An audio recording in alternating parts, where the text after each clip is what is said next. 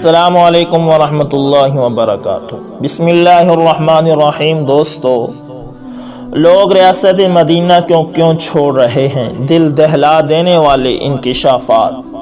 وہ میرے بچپن کا دوست تھا، سعودی عرب میں تھا، بیٹی گھر پر اکیلی تھی، عزیز رشتہ دار تھے نہیں، ایک خالہ تھی وہ بھی ان پڑھ، بچی نے آئیلیٹس کا ٹیسٹ دینا تھا۔ میرے دوست کا فون آیا اور اس نے ڈرتے ڈرتے کہا، آپ کراچی میں کسی جاننے والے کو کہہ سکتے ہیں وہ میری بیٹی کو امتحانی سینٹر تک پہنچا دے۔ میں اتفاقاً اس دن کراچی تھا۔ میں نے اس کی ساری بات سننے کے بعد اسے تسلی دی اور کہا، تم فکر نہ کرو، کل میرا ڈرائیور بیٹی کو لے لے گا۔ میں جس ہوٹل میں ٹھہرا ہوا تھا، یہ امتحان اسی ہوٹل میں ہو رہا تھا۔ میں بیٹی کے ساتھ خود جاؤں گا رجسٹریشن کے لیے اور امتحان کے بعد اسے کھانا کھلا کر واپس پہنچا دوں گا۔ میرا دوست خوش ہو گیا۔ یہ پچھلے مہینے جولائی کی بات ہے۔ آئیلیٹس کا امتحان برٹش کونسل لیتی ہے اور یہ ہر ہفتے کے دن کراچی کے 5 اسٹار ہوٹل میں ہوتا ہے۔ یہ انگریزی میں استعداد کا امتحان ہے اور یہ کینیڈا، آسٹریلیا اور برطانیہ میں تعلیم حاصل کرنے یا پھر امیگریشن کے لیے ضروری ہوتا ہے۔ یہ ٹیسٹ ریڈنگ، لسننگ، رائٹنگ اور اسپیکنگ کے 9 ہینڈلز پر مشتمل ہوتا ہے۔ آپ اگر ہر بینڈ میں 6.5 بینڈ حاصل کرتے ہیں تو آپ عالمی یونیورسٹیوں میں داخلہ بھی لے سکتے ہیں، آپ ترقی یافتہ ملکوں میں جاب بھی کر سکتے ہیں اور آپ امیگریشن بھی حاصل کر سکتے ہیں۔ بہرحال قصہ مختصر، میرا ڈرائیور بچی اور اس کی خالہ کو لے آیا اور میں انہیں لے کر امتحانی ہال میں چلا گیا۔ میں وہاں پہنچ کر حیران رہ گیا۔ ہال میں 300-350 لوگ موجود تھے۔ یہ تمام لوگ رجسٹریشن کرا رہے تھے۔ یہ مجھے دیکھ کر میرے گرد جمع ہونے لگے۔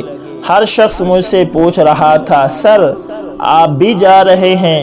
اور میں ہر بار قہقہ لگا کر کہتا تھا، اللہ نے اگر مجھے آزاد ملک میں آزاد پیدا کیا ہے اور مجھے میری ضرورت اور اوقات سے زیادہ عزت اور رزق دیا ہے تو پھر مجھے غلامی اختیار کرنے کی کیا ضرورت ہے؟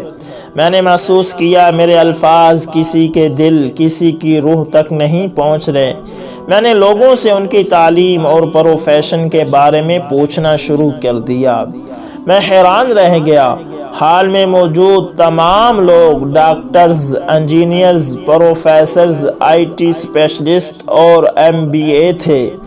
میں ان کی کوالیفیکیشن دیکھ کر حیران ہو رہا تھا۔ قوم نے ان کی تعلیم و تربیت پر کروڑوں روپے خرچ کیے تھے، لیکن یہ ملک چھوڑنے کے لیے ٹیسٹ دے رہے تھے۔ مجھے وہاں کھڑے کھڑے پتہ چلا کینیڈا اور آسٹریلیا میں امیگریشن کی عمر کی حد 38 سال ہے۔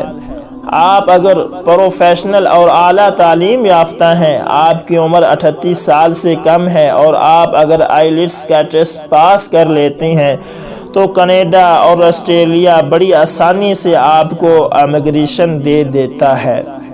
آپ فیملی سمیت وہاں جا کر سیٹل بھی ہو سکتے ہیں اور ملازمت بھی حاصل کر سکتے ہیں۔ یہ معلومات میرے لیے ہوش ربا تھی۔ میں نے لوگوں سے پوچھنا شروع کر دیا، آپ لوگ اعلیٰ تعلیم یافتہ ہیں، آپ کے پاس باعزت روزگار بھی ہے، عزیز رشتہ دار، والدین، بھائی بہن اور دوست بھی ہیں، آپ کے پاس زبان بھی ہے، کلچر بھی ہے اور انٹرٹینمنٹ کے لیے اتنی زبردست گورنمنٹ بھی ہے، لیکن آپ اس کے باوجود ملک چھوڑ کر جا رہے ہیں، آخر کیوں؟ آپ یقین کریں، لوگ میرے گلے پڑ گئے۔ IT کمپنی کا ایک مالک بولا، میں کراچی شہر میں 1 مہینے میں 3 بار اپنے موبائل فون سے محروم ہو چکا ہوں۔ مجھے موبائل کی کوئی پرواہ نہیں، لیکن جب 3 بار میری کن پٹی پر پستول رکھا گیا اور میں نے جو خوف محسوس کیا وہ میں پوری زندگی نہیں بھول سکتا۔ میری یہ تکلیف اگر یہاں تک رہتی تو بھی شاید میں سہ لیتا، لیکن میں جب رپٹ درج کرانے کے لیے تھانے گیا اور محرر نے میرے ساتھ جو سلوک کیا وہ اونٹ کی پیٹھ پر آخری تنکا ثابت ہوا۔ مجھے محسوس ہوا میں 4-5 کروڑ روپے ٹیکس اور 100 لوگوں کو نوکری دینے کے بعد بھی اس ملک میں کچھ نہیں ہوں، چنانچہ میں نے جانے کا فیصلہ کر لیا۔ ایک خاتون ڈاکٹر بولی، میں دن میں سرکاری ہسپتال میں کام کرتی ہوں، شام کو کلینک بھی چل جاتی ہوں، میرا خاوند بھی کام کرتا ہے، لیکن ہم دونوں مل کر بھی بچوں کے اسکولوں کی فیس، بجلی اور گیس کے بل اور ٹیکس ادا نہیں کر پاتے۔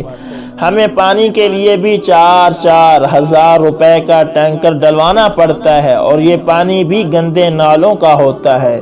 ہم لوئر میڈل کلاس ہیں، لیکن ہم ہر ماہ 6-7 ہزار روپے کا پانی پینے کا خریدتے ہیں۔ ہم یہ بھی برداشت کر جاتے، لیکن ہم اور ہمارے بچے جب باہر نکلتے ہیں تو ہمیں دور دور تک گندگی کے ڈھیر ملتے ہیں۔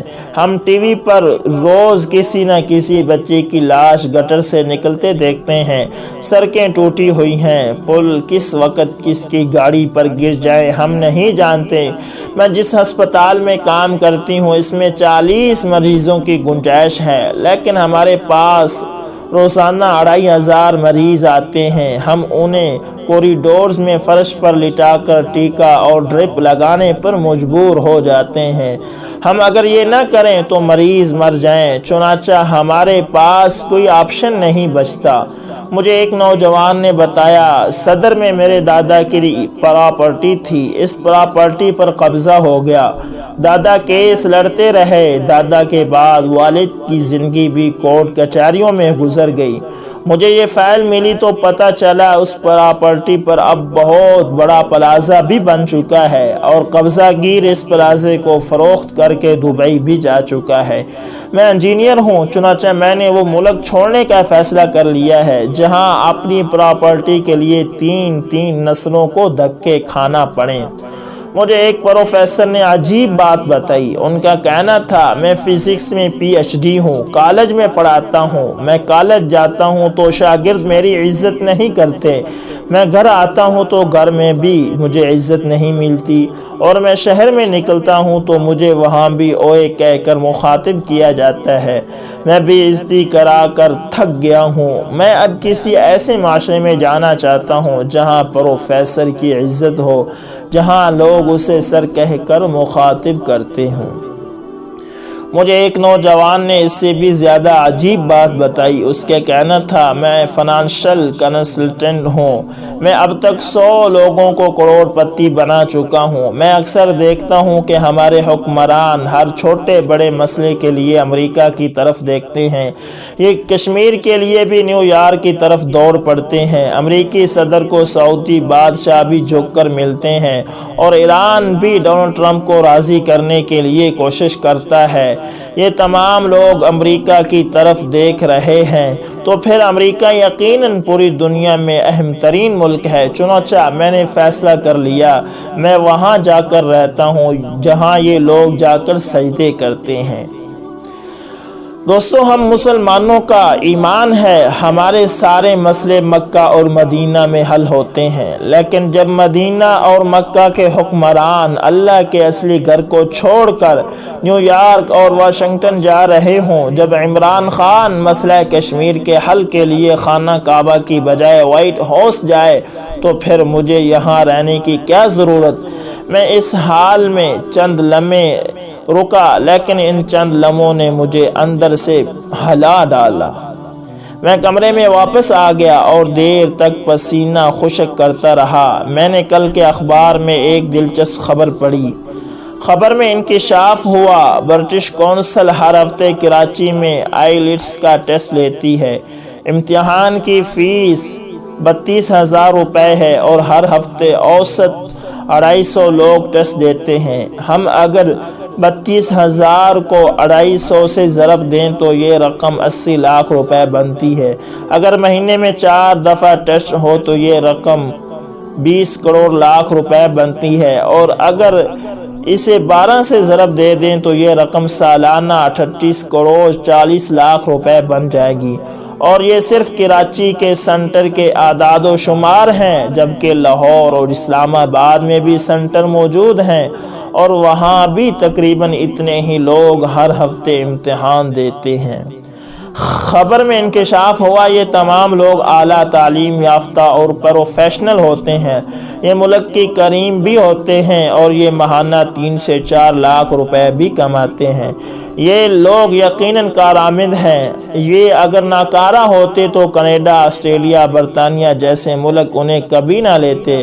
لہٰذا یہاں یہ سوال پیدا ہوتا ہے، یہ کارآمد، پروفیشنل، باعزت اور خوشحال لوگ ملک کیوں چھوڑ کر جا رہے ہیں؟ ہم اگر ریاست مدینہ کی طرف بڑھ رہے ہیں یا ہم نئے پاکستان کے ایک نئے دور میں داخل ہو گئے ہیں تو پھر پوری دنیا سے پاکستانی پروفیشنل کو پاکستان واپس آ جانا چاہیے، جبکہ یہاں ٹیسٹ دینے والوں کی لائنیں لگی ہوئی ہیں۔ ایسا کیوں ہو رہا ہے؟ حکومت کو فوری طور پر کوئی اعلیٰ سطحی کمیشن بنا کر اس ایشو پر تحقیق کرنی چاہیے۔ یہ کمیشن پڑھے لکھے پروفیشنل کے ایشوز بھی سنے اور پھر ایسی پالیسیاں بھی بنائے جن کے نتیجے میں اعلیٰ تعلیم یافتہ لوگوں کو ملک میں عزت، رزق اور سکون مل سکے۔ ہمارے ڈاکٹرز اور انجینئرز جس طرح ملک چھوڑ کر جا رہے ہیں، ہمیں چند برس بعد پٹی کرانے اور پل بنانے کے لیے بھی باہر سے لوگ منگوانا پڑ جائیں گے۔ یہ صورتحال الارمنگ ہے اور یہ الارمنگ صورتحال منہ سے بول رہی ہے۔ ملک کے اعلیٰ تعلیم یافتہ پروفیشنل کو عمران خان کی قیادت بھی مطمئن نہیں کر سکی، یہ ان سے بھی خوش نہیں ہے اور یہ کوئی چھوٹا ریفرنڈ نہیں، یہ لوگ ملک کے برین ہیں۔ برین کے بغیر جسم چل سکتا ہے اور نہ ملک، لہذا حکومت کو اس ایشو پر اپنی آنکھیں کھولنا چاہیے۔ دوستو امید کرتا ہوں یہ ویڈیو اچھی لگی ہوگی۔ ویڈیو پسند آئے تو لائک، شیئر اور کمنٹ میں اپنی رائے کا اظہار ضرور کیا کریں، اور اگر آپ ہمارے اس چینل پر نئے تو اسے ضرور سبسکرائب کریں اور ساتھ میں بیل کے نشان کو دبانا نہ بھولیے گا تاکہ ہر نئی ویڈیو کا نوٹیفیکیشن آپ دوستوں تک پہنچتا رہے۔ جزاکم اللہ خیر۔ یہ تحریر جاوید چودھری کے کالم سے لی گئی ہے۔ امید کرتا ہوں جاوید چودھری کا یہ کالم آپ کو اچھا لگا ہوگا۔ جزاکم اللہ خیر۔